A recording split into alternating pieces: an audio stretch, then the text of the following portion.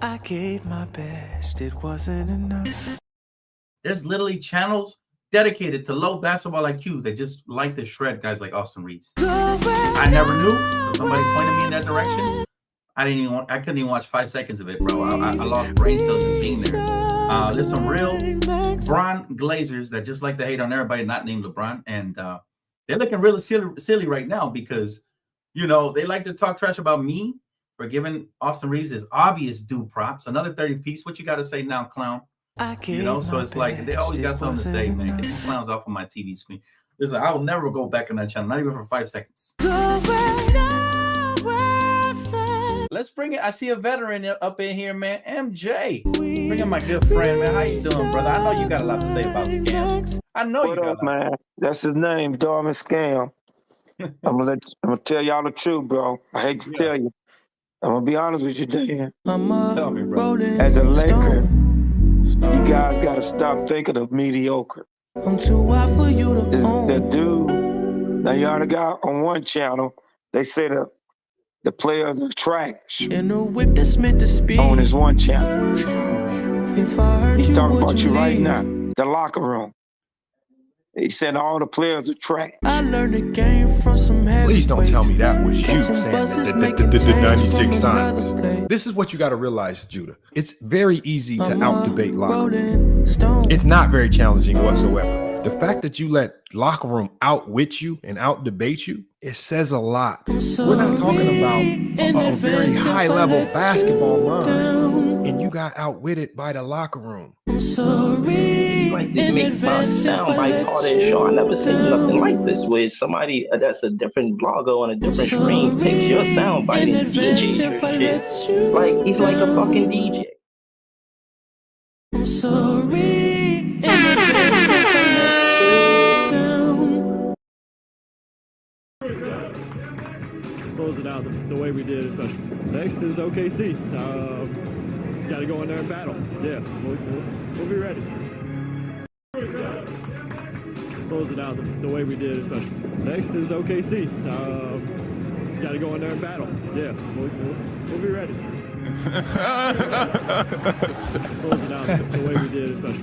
Next is OKC. Got to go in there and battle. Yeah, we'll be ready. First time in a long time. Austin Reaves.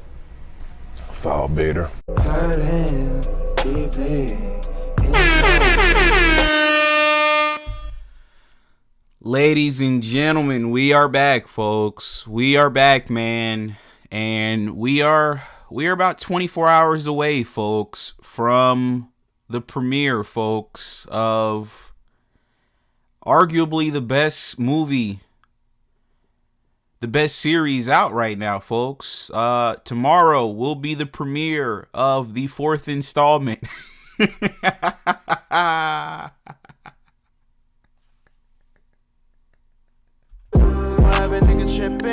LeBron fans. Got me on a late night mission. Pulling up. Chat. Tomorrow will be the premiere of the 4th installment of the critically acclaimed movie Cheekbusters. Okay. It will be the 4th installment, Cheekbusters for life. Okay. I can't wait. I'm not gonna lie to you guys. This is gonna be better than the Michael Jackson movie. I'm not gonna lie to you guys. This is gonna be the funniest movie, to premiere this week, folks. It's gonna be Cheekbusters 4. So yeah, we have that tomorrow, folks. And the Mayonnaise Media, you guys know, right? They did their little podcast about an hour ago. And I tuned into their podcast, folks, and you guys aren't going to believe it. They're already making excuses for Aston. They should be embarrassed. It's a joke. Lakers fans, they should be embarrassed about that. They say they are like one of the greatest franchises of the NBA. They should be embarrassed. You think Boston Celtics, Denver, the Thunder, the Bucks gonna let someone like Austin run the offense? Ladies and gentlemen, shout out to everybody that's tuned in, man. Y'all do me a favor, folks, and drop a like on the video. Let's just go ahead and jump straight into it, folks. Like I said, Trevor Lane, Jovan, Jason Simp. Okay, Jason, he might be the nastiest out of all of these guys, folks. Jason Simp. His take on Aston and this playoff series that we're starting tomorrow, folks. I was very disturbed listening to Jason Simp. I want you guys to take a listen to what he had to say, and then we're going to obviously react to this. Here we go, folks. Pretty hard. I'll let you use this app called Goth AI. It's an AI app where you could Shut your bitch ass up. Let's go here. Win or lose, this is a big series for Austin Reaves. Don't see how you can expect to contend in the Luka era if big money goes to players that wilt against contenders. Guys, I cannot wait for any time Austin turns the ball over or misses a shot or does anything that might be remotely wrong for that to be a complete indictment of whatever his next contract is going to be. That's going to be a good time. But I do think it's true that it is a big series for him. I thought he was pretty good against Houston coming back from injury, particularly in that third quarter in game 6. He was getting to the rim pretty much at will. Didn't shoot the ball very well in the 2 games in the series. But if Austin struggles, he turns the ball over a bunch. It'll be a bit of more evidence that he's going to struggle come playoff time against the hyper athletic teams. If he's able to find success, as he has done against some athletic teams, not all, then that'll be, I think, a feather in his cap. I guess let's go to this way. This is kind of along the same line here. What is it that you're expecting out of Austin? Like, what would success look like for Austin Reaves in this series? I'm going to cut Austin some slack in the sense that he's still just coming back from this injury. He's always been such a rhythm player, and he's basically going to be the head of the snake in terms of perimeter initiation in this matchup, which is not really his ideal role anyway. It's ideally Lou Dort. Lou Dort, I think, is going to guard LeBron. He's going to see Case and Wallace anyway, but it's more just in terms of the way that OKC can load up on him.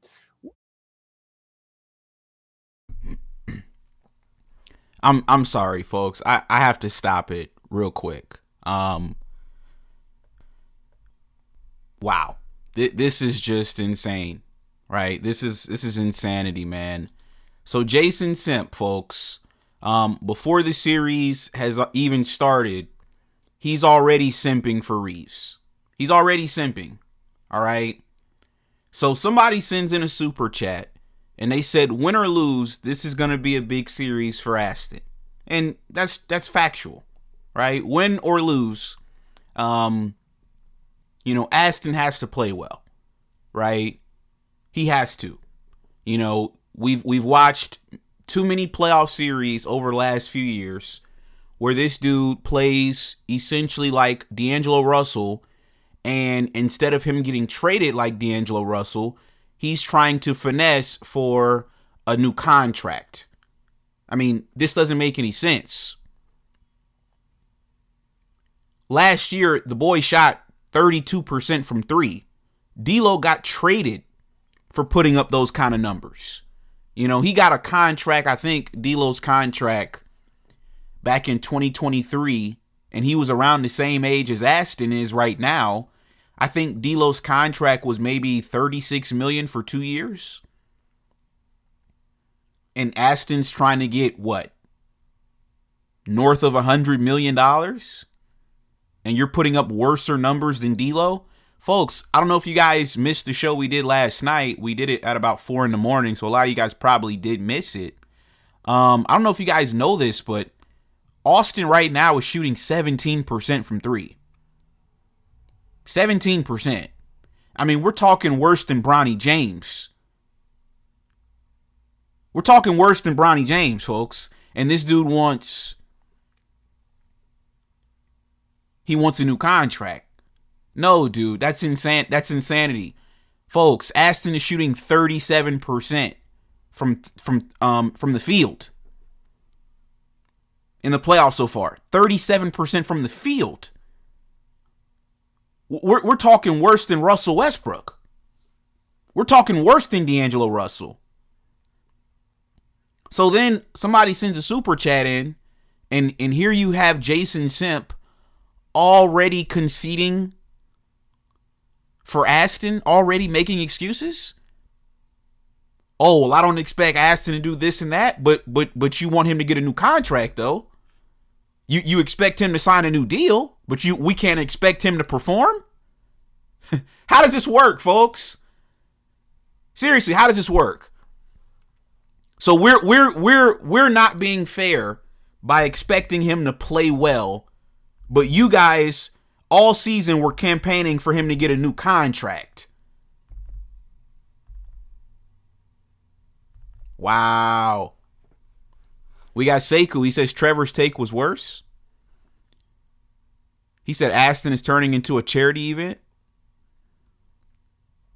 We got Royal War. He says excuses are over. Anthony Edwards playing game 1 after being hurt makes Luka look bad. Exactly. We got Flash White. He says, I'd rather have Bronny on the floor at this point. He's going to play defense and buy into the offense led by Bron. He said 200 million. Laughing my ass off. Get the fuck on, bro.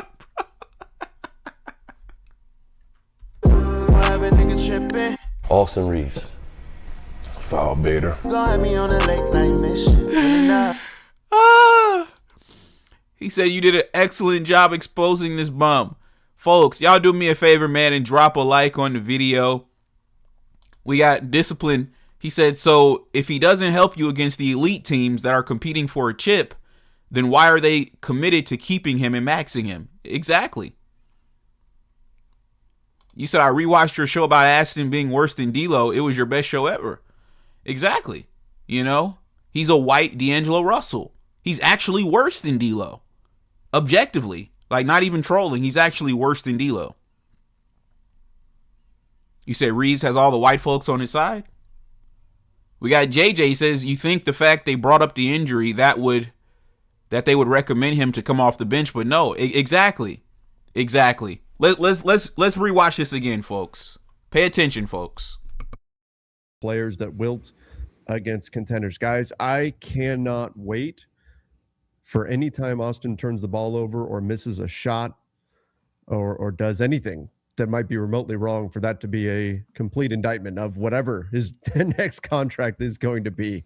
That's going to be a good time. But I do think it's true that it is a big series for him. I thought he was pretty good against Houston coming back from injury, particularly in that third quarter in game 6. He was getting to the rim pretty much at will. Didn't shoot the ball very well in the 2 games in the series. But if Austin struggles, he turns the ball over a bunch. It'll be a bit of more evidence that he's going to struggle come playoff time against the hyper athletic teams. If he's able to find success, as he has done against some athletic teams, not all, then that'll be, I think, a feather in his cap. I guess let's go to this way. This is kind of along the same line here. What is it that you're expecting out of Austin? Like, what would success look like for Austin Reaves in this series? I'm going to cut Austin some slack in the sense that he's still just coming back from this injury. He's always been such a rhythm player. I'm sorry, folks. There's just no way I'm cutting. No, I'm sorry. We're not playing this game, Jason. I'm not playing this game with you, dude. All right? You got to stop trolling and playing games, man. You're a grown-ass man, dude. You are a grown-ass man. I'm not finna sit up here and play these games with you, gang. You talking about, oh, I'm going to cut Austin some slack because he's coming off of an injury. What did I tell y'all they were going to do? They were going to pull the injury excuse again. We don't want to hear excuses. Look at the thumbnail. I don't want to hear excuses, man. If he's out there, we got to judge him. If he can't go, he can't go. Then don't play. We didn't make excuses for Luke Kennard. We didn't say, oh, well, the reason Luke Kennard didn't play well in the last 3 games versus the Rockets is because, you know, his usage was ramped up. We've never seen him in this role before. We could have made the same excuse for Luke Kennard. We could have said, yo, we've never, given Luke Kennard this much usage. Maybe he was just tired. Maybe he wasn't 100%. We didn't use that excuse for Luke Kennard. We just said, yo, Luke Kennard wasn't playing well to close out the series versus the Rockets. So no, we're not gonna make excuses for the dude. If he can't go, he shouldn't play. There's no excuses. You're out there. And by the way, folks, this is the playoffs. Everybody's banged up. Who's 100% at this point anyway? Seriously. Who's 100% at this point, folks? Nobody. Nobody's 100%. Everybody's dealing with something at this point. So come on, man. No, I'm not. I'm sorry, chat. I'm not playing games with Jason Simp, dude. I'm not playing these games. If he can't go, then he shouldn't play. But if he's out there, he's going to get judged like he's playing. It is what it is. And he's basically going to be the head of the snake in terms of perimeter initiation in this matchup, which is not really his ideal role anyway. It's ideally Lou Dort. Lou Dort, I think, is going to guard LeBron. He's going to see Case and Wallace anyway. But it's more just in terms of the way that OKC can load up on him in terms of the super high usage compared to what it would look like if he was playing off of Luka and he could pick his spots more and target when the defense is shifted more and things along those lines. So I'm going to cut him some slack. The one thing I think that I would be really disappointed in is if he just continued to turn the ball over every time. Yeah. That would be the one thing where I'm like, yo, dude, like, you've got to figure this out. But like, I don't expect him to come out there and shoot 50% on jump shots after not barely playing in the last month. I don't.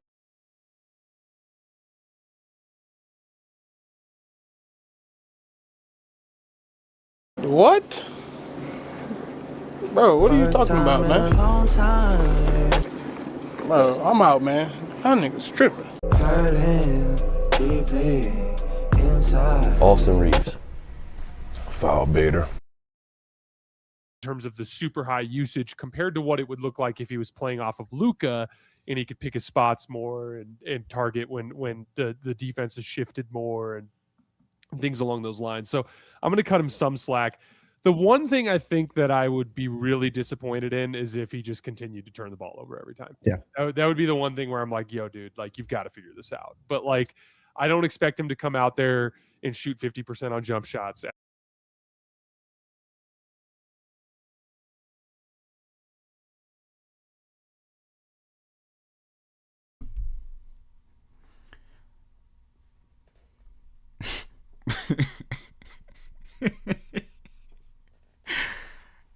Hey, Ty, these niggas are diabolical, man. This man said, I'm not expecting him to shoot 50% on jumpers.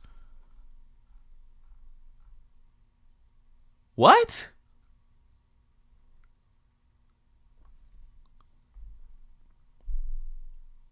So you're not expecting him to be efficient? I mean, so what are you expecting then, dude? Like, honestly, what are you expecting? You're not expecting him to shoot 50% on jumpers. What are you? What should we expecting? Chat, this nigga basically saying he just wants him to not turn the ball over. What? Y'all were saying the whole season y'all want to give him $200 million. And now that we're here versus OKC, you're saying a win for Reaves versus OKC is just to not turn the ball over? That's your expectation? What?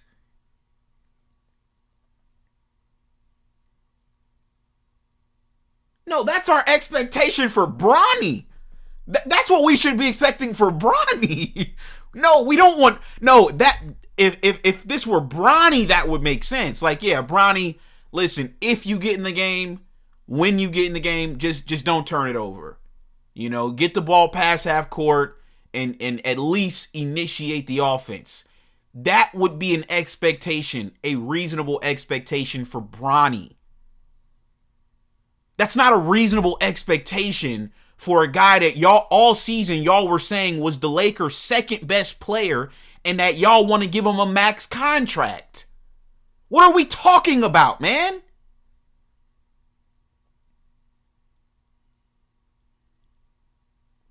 Wow. Yo, Jason, you are filthy. Like I said, I thought Jovan was bad, chat. I don't know, man. Jason might be the worst one. He might be the worst one. Seriously. Jason Simp, dude, this is diabolical. This is some nasty stuff you're doing, dude. Honestly. All year y'all were saying how he's gonna get paid this summer. He's finna get a bag. Now we can't expect nothing. Now a win is if he just doesn't turn the ball over. What?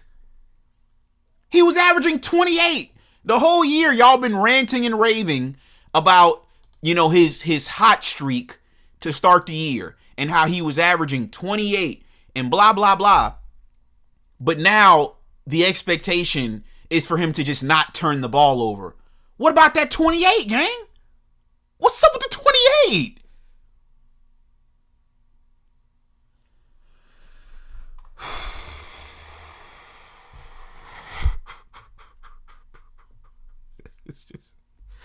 This is ridiculous, dog. This is ridiculous, man. I can't believe this, man. This is some good stuff right here, man. In terms of perimeter initiation in this matchup, which is not really his ideal role anyway. It's ideally Lou Dort. Lou Dort I think is going to guard LeBron. He's going to see Case and Wallace anyway, but it's more just in terms of the way that OKC can load up on him in terms of the super high usage compared to what it would look like if he was playing off of Luka and he could pick his spots more and target when the defense is shifted more and things along those lines. So I'm going to cut him some slack. The one thing I think that I would be really disappointed in is if he just continued to turn the ball over every time. Yeah. That would be the one thing where I'm like, yo, dude, like you've got to figure this out. But like, I don't expect him to come out there and shoot 50% on jump shots after not barely playing in the last month. I don't expect him to go out there and average an efficient 37 because that's not really the type. Like you said, did you guys see that thing where like no one scored 40 on the Thunder since LeBron did like 2 years ago with or 2.5 years ago with Anthony Davis? Like no one really lights up this defense. So I'm gonna cut Austin a lot of slack. I just want to see him take care of the basketball.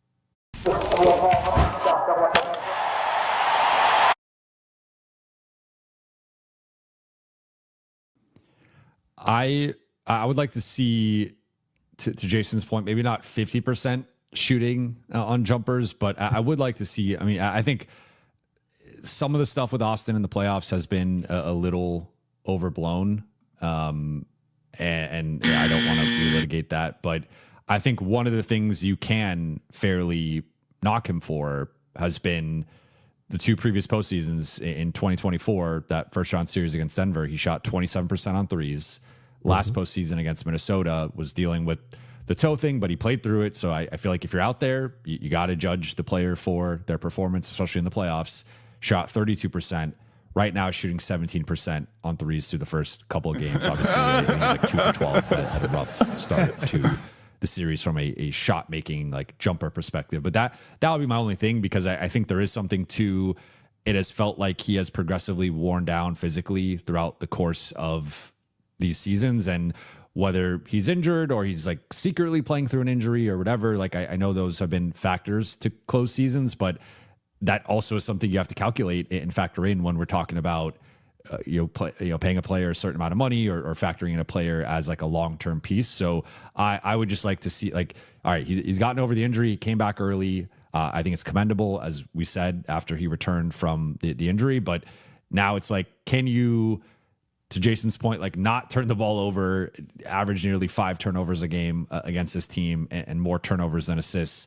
And can you get to at least league average from threes and not have a third straight postseason being a below league average 3-point shooter? I think that's a big thing, because ultimately, like we saw, remember one of the things that happened in the Minnesota series was Austin shifted dramatically off of the ball. And at that point, he was more the number 3 than the number 2. But 60% of Austin's shots in the Minnesota series were catch and shoot threes. And I don't know if it'll necessarily be that high moving forward with Luka, but it is going to be a Luka-centric offense. It is going to be funneling the ball through Luka longer term. And Austin's going to need to be able to shoot average at a minimum, but ideally above league average as a catch and shoot guy in a playoff situation. So if he can't do that, I think that does, for me, just raise some questions about his fit as a catch and shoot guy.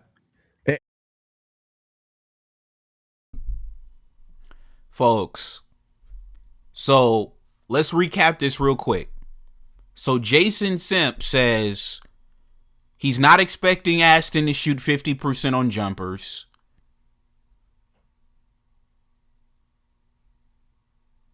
He's not expecting Aston to average 37.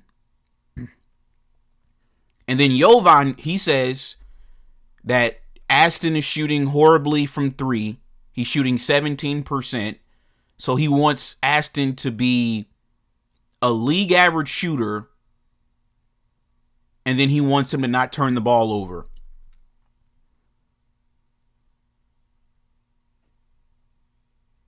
What?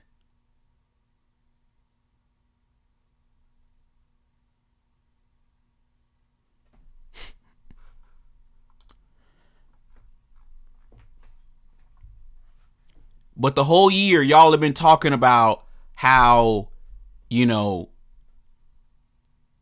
back in the beginning of the season, he was averaging, all these points when LeBron James was out. Well, guess what? Now Luka is out. So if he was able, chat, to average 28 when LeBron James wasn't out, shouldn't he be able to average 28 now that Luka's out? The whole year, y'all have been telling us he's the second option.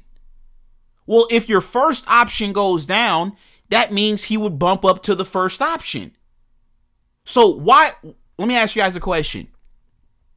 Why didn't they give us a number, points-wise, that they expect him to average? Did you guys notice that? Neither Jason Simp nor Jovan Booty, neither one of those dudes gave us a number. Neither one of them. They didn't put a number out there. They didn't say, yo, man, I'm expecting, with no Luka, with Aston having to take a higher scoring load, I'm expecting at least 23, 25 a night from Aston. No, they didn't mention that. They said, yo, just don't turn the ball over and be a average 3-point shooter. What?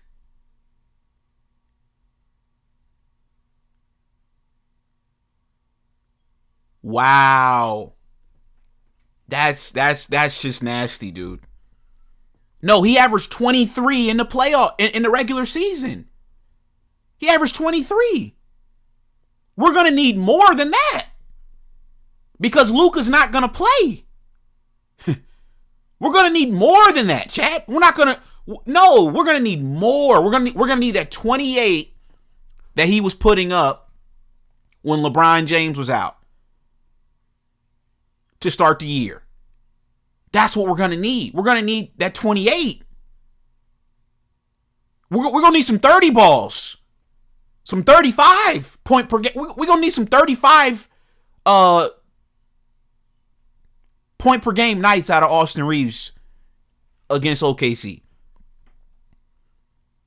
But they didn't mention that. I wonder why, chat. I wonder why.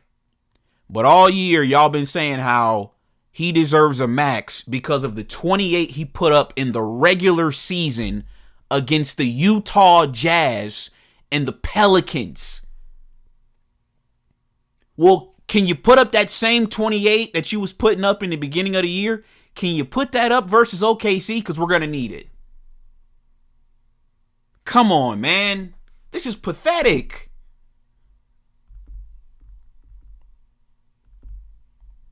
Average from threes and not have a third straight postseason being a below league average 3-point shooter. I think that's a big thing because ultimately, like we saw, remember one of the things that happened in the Minnesota series was Austin shifted dramatically off of the ball. And at that point, he was more the number 3 than the number 2. But 60% of Austin's shots in the Minnesota series were catch and shoot threes.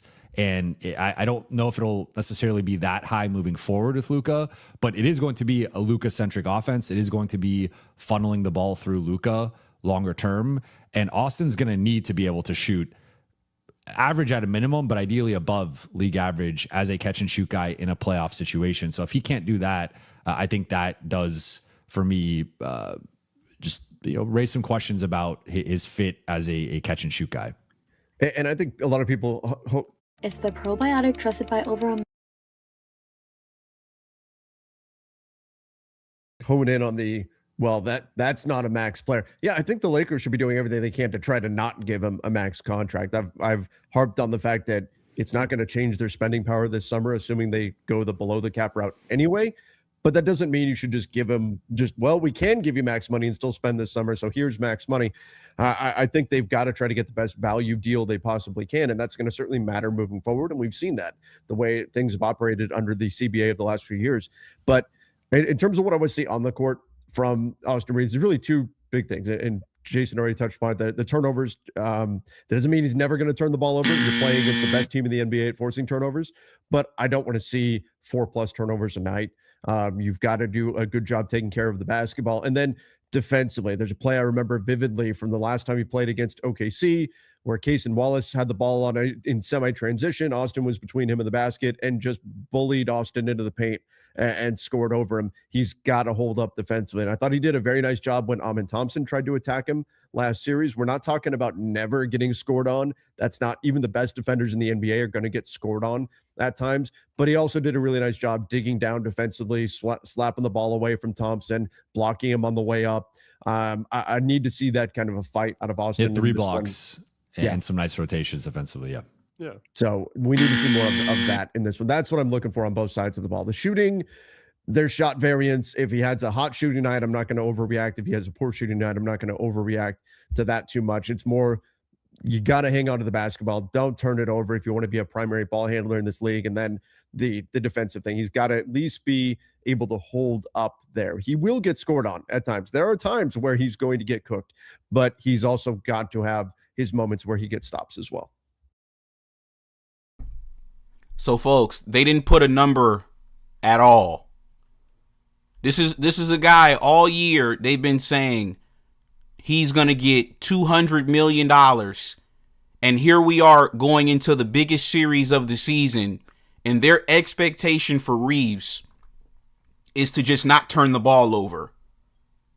Does that sound like a realistic expectation for a guy that they've been saying all year deserves $200 million? Does that sound realistic, like a realistic expectation? What about points? What about assists? What about rebounds? No. We just don't want him to turn the ball over. Man, these people are trolls, man. We got Eric and we got Flash White. What's going on, fellas? What's up, Rick? What's happening? What's going on, man? What are you guys' thoughts on this, man? Well, Flash, I'm gonna let you take first. Go ahead. Now they doing pre-damage control, Reg. They know how he's gonna get exposed. The way that they're talking, we would think they're talking about a rookie that's been thrown onto the floor with all this responsibility and just don't turn the ball over. He's not VJ Edgecombe. He's been on this team for years. And most players in the playoffs, he averaged 23 in the season, right? We need 28. Most players do that from the caliber in which they say he is. So now they're not talking about we need him to score and, help some of that scoring load. No, we just don't need him to turn the ball over. Then get Bronny off the bench. Get him off the bench. Let him play defense. And then they said, we know he's going to get cooked. We know he's going to get cooked. So this is just pre-damage control. They know it's going to look bad for him out there. He actually looked bad on defense as usual in the Houston series. OKC is going to hunt him out, like I told you before. They're going to pick on him. He's going to get cooked, and he's going to struggle offensively. And newsflash, guys over there at Lakers media, he's definitely turning the ball over. That's a fact. He don't need to be handling the ball anyway. Marcus and Bron need to be handling the ball. We got Eric. What do you got, Eric? What's happening, bro? Yeah, I agree with Flash, bro. I think for me, this is really the main reason as to why I didn't want him to come back. Aside from his production on the floor and him just being a complete liability, really at this point on both ends of the floor.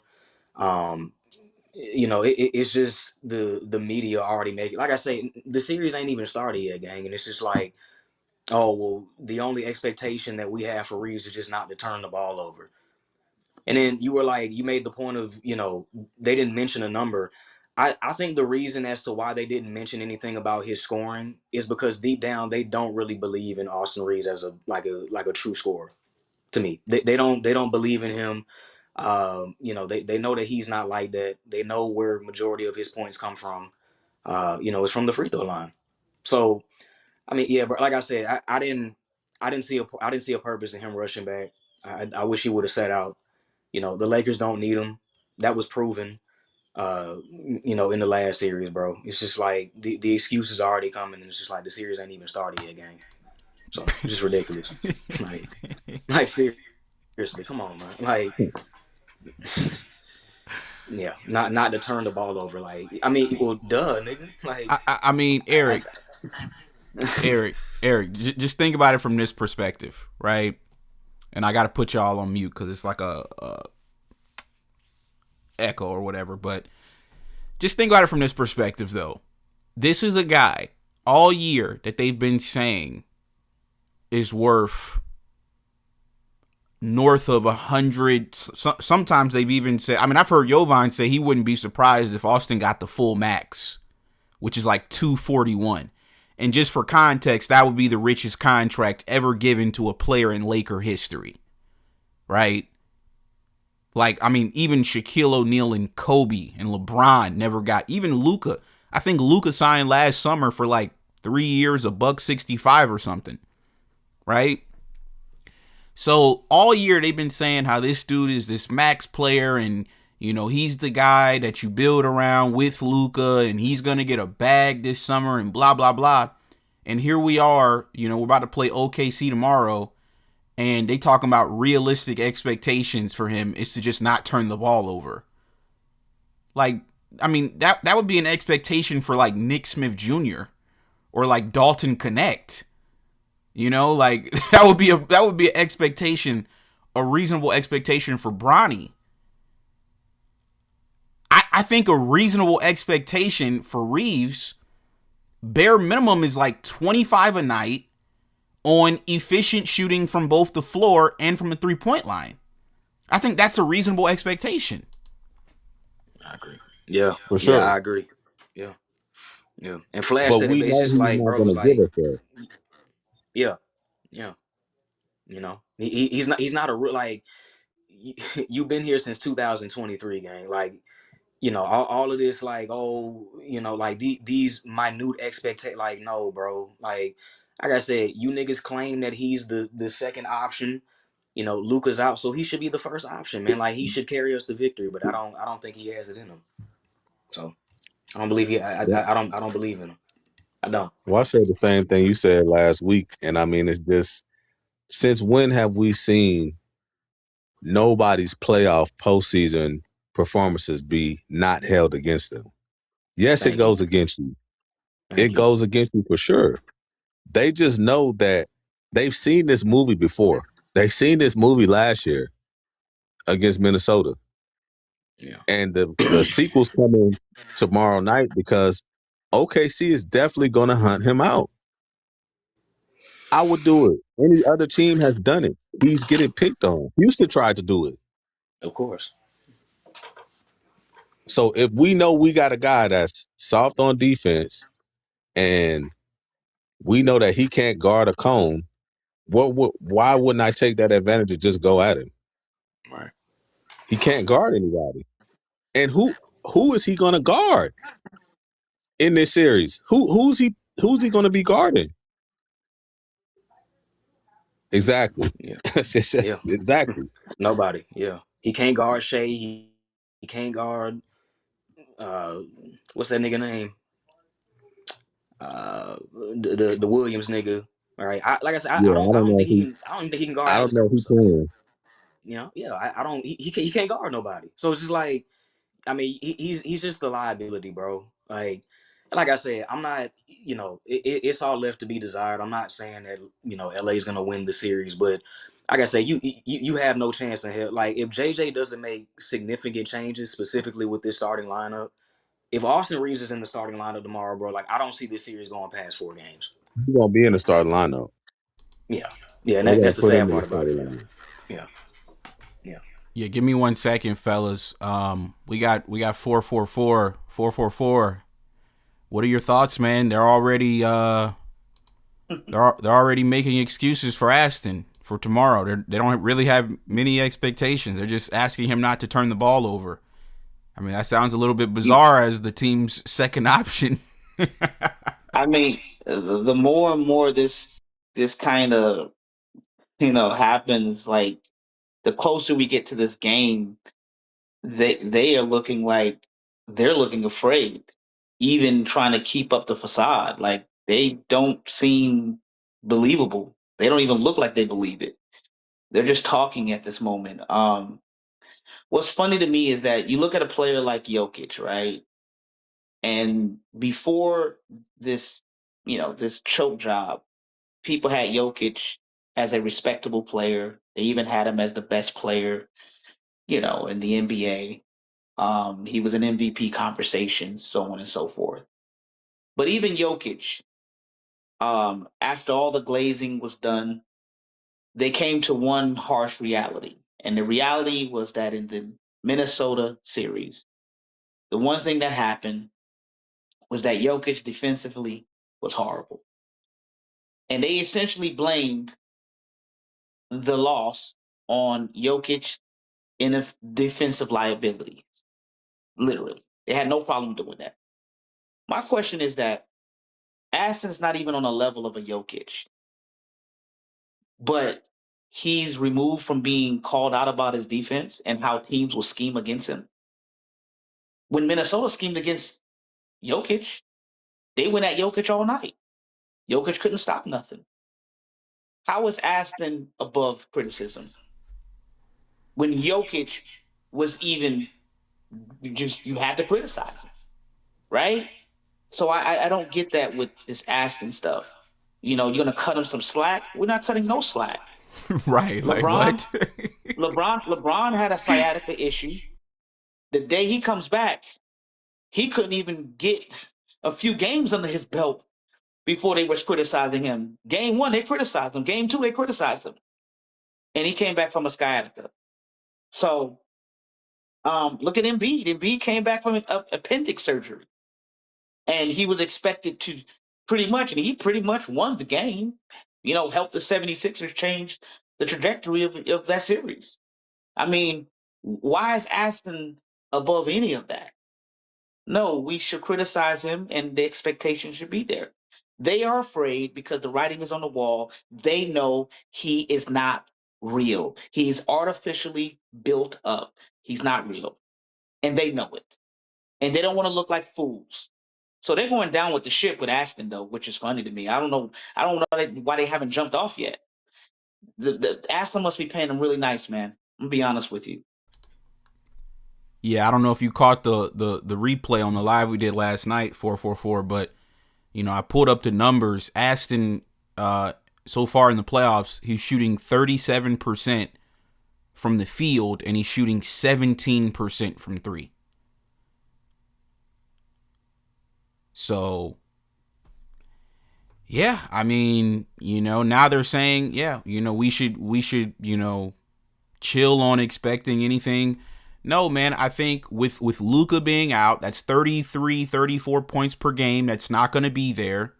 Y'all were saying all year that this guy is the second option right behind Luka. you know, and we've seen him have games when LeBron didn't play or when Luka didn't play. We've seen him go for 50. We've seen him put up these numbers. And when I told y'all it was fraudulent, y'all said, you know, that I was a hater. Okay, well, now it's time to prove if he's really that guy. Go get a 50 ball. You know, go get a 40 ball. Go get a 30 ball. His highest scoring game in the playoffs is 23 points. Luke Kennard did that in his first playoff game as a Laker. So yeah. For me, it's buffoonery, the conversation. It's also moving the goalposts and lowering their expectations that they set. Y'all set these expectations for him to get a max contract and for him to be the second option, and saying that LeBron should take a back seat to this bum when the whole reason we even advanced is not because of Austin Reaves. Austin Reaves was unavailable. They took a soft win in game 5. Never heard of that before. We lost the game. So they started making any kind of excuse, and now you see it. It's already pre-set up. Well, we just shouldn't expect anything but for him not to turn the ball over. Okay. So that doesn't deserve $40 million a year. That's true. So we're gonna pay What, you $40 million a year to not turn the ball over. That's it. exactly. Like what are we That's saying? crazy. Like, so what does he deserve? Reg just said earlier they didn't put any number on it because they know it's not what they were preaching before. Max contract goes to a proven guy. And honestly, I'm going to say this. The series hasn't started. The game starts tomorrow night. He still has a 10th of a chance to prove himself, but he has to do what Rare said. Go out there, drop some 30, 40 balls. Go out there and play some defense. He's not going to do it. They know this already. They've seen this movie before. And 17% from the three-point is disgusting. I think any one of us could go out there and do better than that. Where's Bronny? Get Bronny Smith, out there. Nick Smith Jr., Dalton Connect could do better than that. Exactly. And guess what? They ain't going to turn the ball over. If that's the only criteria we got for somebody that's looking at a max contract. Yeah, well, we just feel like, you know, we're not expecting a lot out of him. All he needs to do is just not have turnovers. So he don't got to score? He don't got to make assists? He don't got to buy in on defense? They're So we talking just as if giving money away? they're talking as if we're not in the playoffs. That like as if this is just a regular Exactly. season game. Like that's crazy.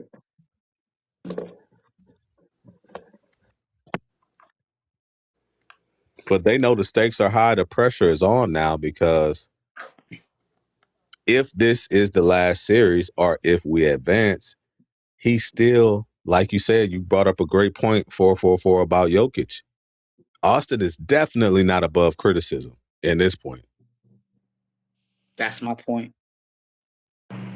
Because the Jokic thing, it was so, even though we always knew this, it just finally came to a head now. You know what I mean? Like the facade can only last for so long. You know, just that's just it. And they had to speak on it. And it's like right now, when you look around the league, these artificial people that are built up they're crumbling, man. They're falling. I got to give credit to Jaden McDaniels for calling it out. For sure. I think before he did it, yeah. When he just went on that rant after the game and just called their whole team out, it's like when Wemby started campaigning for his MVP. You know, it's like when he made that statement that defense matters, it made people like have to start, you know, paying more attention to that side of the floor. Because for a few years it seemed like nobody paid attention. But when Wemby started saying defense is 50% of the game, you know, when Jaden McDaniels, you know, called out their whole team, now people are like paying attention to, you know, what he said, what he was saying. And yeah, like I said, I got to give a big credit to Jaden McDaniels, you know, because now Jokic's whole perception has changed now. I think he's done with. I don't think he'll win another MVP. You I know? don't think he will either. And I also think he's not. Well, I always thought he wasn't going to win another championship, but you have to remember they were saying that Jokic was potentially the best offensive player they ever seen. How far we fallen from you being that guy to being a total defensive liability and a choke artist? Because Yep. this league now glorifies scoring. They don't glorify being a two-way player playing on both sides of the ball. If you can score points and you just so happen to win games, then you're great. Jokic is the biggest guy in Denver. He can't protect the rim. Yeah. Give me 1 second. We got Unforgiving Sounds with the $2 super chat. Appreciate you, man. You said, did the white wild boar talk foul baiting again? I think I did hear him talk about that. They interviewed him yesterday after practice, I think. Yeah, he said something like, "Oh, you know, I forgot what he said. He did say something though about foul baiting, but yeah, They didn't even mention that. That's still something that they didn't even mention because you're not even going to try. Like, you just don't turn the ball over, don't do anything else. So just be out there and just make a good pass. Like, what is this? The playoffs? Where's them 23 points? And most players step up their game in these situations. Okay, you had 23 points in the regular season. I can't get 25, 26 a game. On top of you not turning the ball over, on top of you not getting cooked on defense. So they require nothing of him.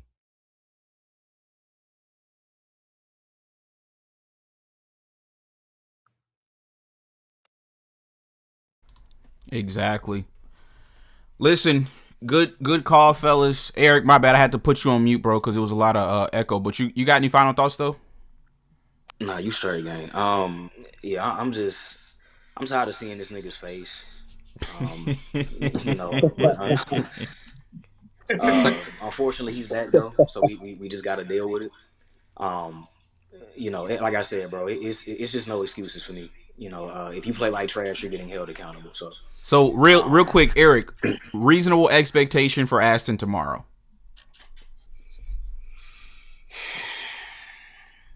Play defense and score the basketball.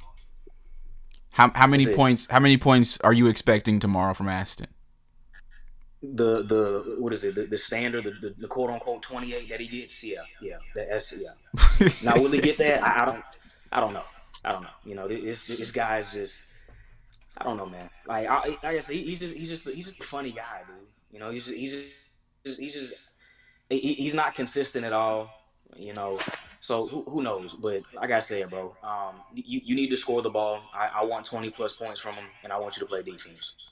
So those are my expectations. And if he doesn't live up to that, I'm not making any excuses for him. I don't want to hear anything about an injury. You've had about a whole month to get your back massaged and do all you need to do. No, you're out on the floor, dude. You need to contribute, and yeah, you need to go out there and you need to lead the team. So that's my expectations for him, man. Exactly. All right, Eric. Good call, man. Appreciate you, man. We'll see what happens, bro. So much love. Appreciate it. Yeah. All right, bro. Flash White, man. Reasonable expectation tomorrow from you. Reasonable, if we're going by the numbers.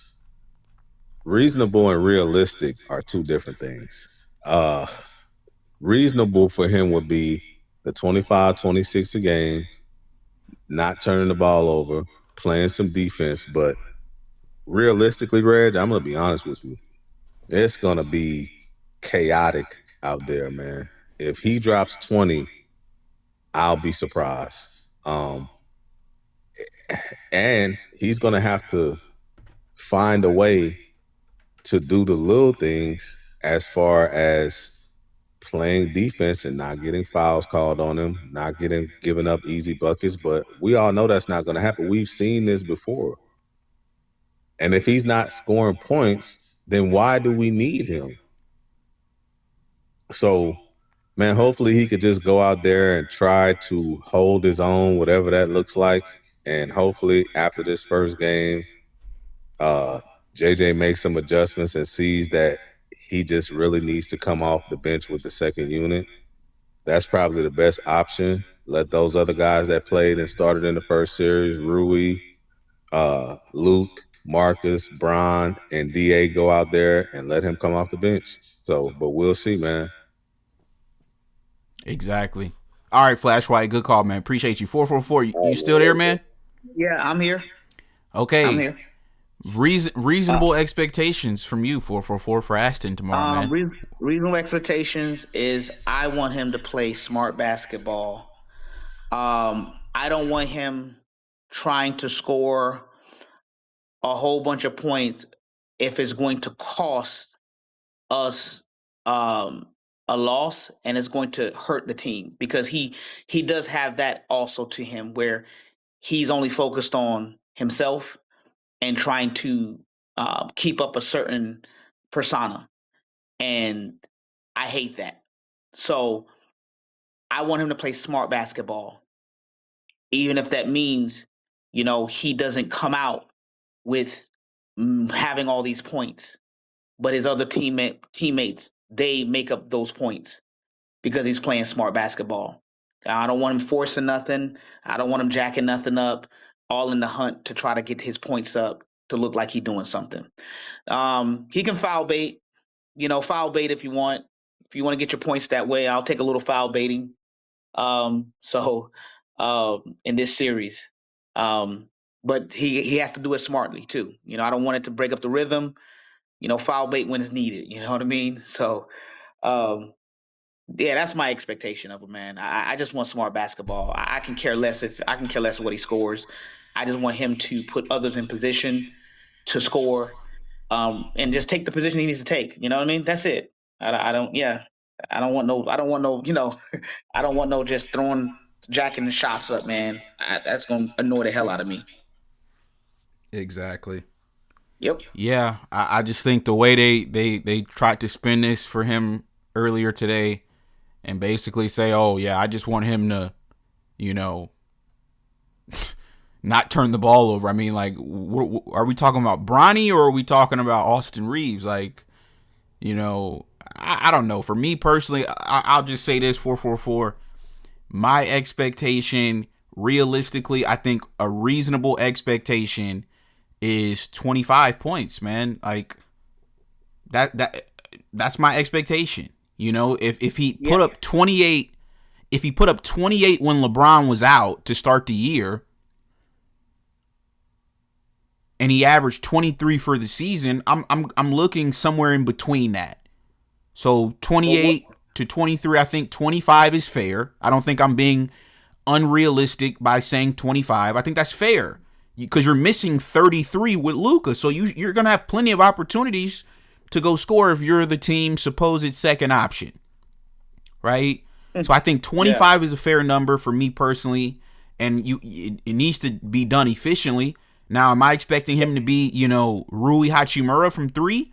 No, but you can't be worse than Bronny either. So it needs to be somewhere in the middle. It's got to be at least 35 to 40% from 3. If you're I'm sorry, you just have to. Man, I mean, I agree. I just don't want it to be another 4 of 16. That's what I'm saying. You got to be efficient. You got to be efficient. Yeah. Yeah. That's my thing, man. I just need smart basketball.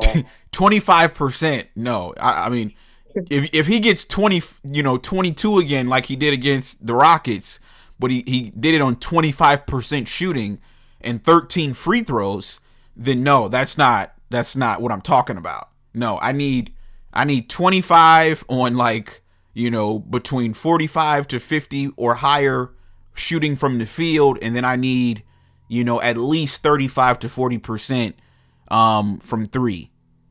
And if he's not going to do that, then we need to dead all these contract talks, man. Honestly, this is the series. This is and like I said, it's a prime opportunity. Regardless of how I feel about him, 444, this is his opportunity to either, show, like, this is his opportunity to show if he's actually that guy that the media's been trying to tell us that he is. This is his opportunity. If he goes out there and plays well, he's gonna get a bag. But if he doesn't, I don't want to have no more conversations about him getting a bag after his series. This is the last series. Seriously, you know how they had the last dance? This is the last series. Seriously. This is it. After this series, I'm done with this conversation. I've been going back and forth about it all year about with these fanboys. Is he worth a max? Is he worth this? Is he worth 200 million? This is the last series, bro. After this series, it's over. I'm not having this conversation anymore if he plays like trash. I agree. We're on it, man. Exactly. So listen, 444. I'm not gonna lie to you. I did go see the Michael Jackson movie this weekend, and it was pretty good. I don't know if you caught it, but it was pretty good. Oh, but it's pretty decent. Okay. Yeah, okay, I'm gonna catch it. Yeah. You should go check it out. But I don't think anything is gonna beat Cheek Busters for tomorrow. Now it's gonna be the OKC edition. Yeah, this is gonna beat out the Michael Jackson movie. This is gonna have the highest ratings of the week for sure.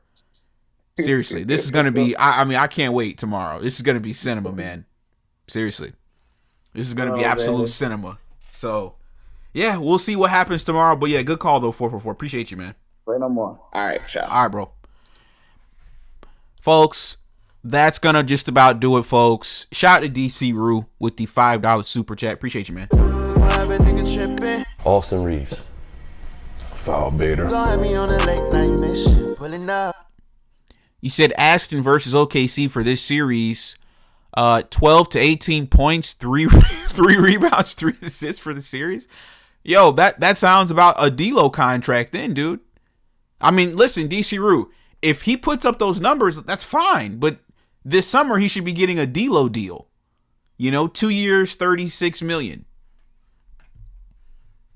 I'm fine with it. I don't care. But I mean, if you're telling me 12 to 18 points is worth $200 million, then I'm sorry. That's just insane. That's insanity. So this is it, folks. This is his final chance to prove what he can do. After this series, bro, it's over. Like, I don't want to keep having this conversation moving forward. This is the final series, dude. It's up to you. You wanted this moment. You betted on yourself for a reason. Well, now it's time to go put up. Like I said, I need nothing less than 25 on efficient shooting. I'm sorry. Anything less than that is just not good enough. Okay, shout out to Matthew with the the $10 super chat. Appreciate you, man.